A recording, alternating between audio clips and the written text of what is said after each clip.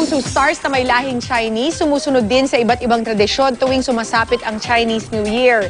Alamin ang mga yan sa chika ni Lars Santiago. Ang paraiso ko ikaw twin star na si Joyce Ching ay sa kanilang lola isa-celebrate ang pagdating ng Year of the Wood Horse. Hindi pwedeng mawala ang pinya sa mga fruits kasi ang pinya po sa Chinese ong lai. Ang ong parang ang ibig sabihin niya yung luck, ganyan. Tapos yung lai parang halika. Kumbaga yun yung parang nag-a-attract daw ng luck.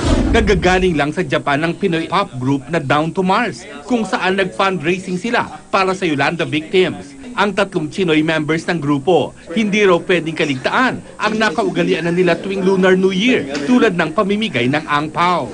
Tsaka po, para po swerte sa pera po, ilalagay po kami ng mga barya sa hagdanan.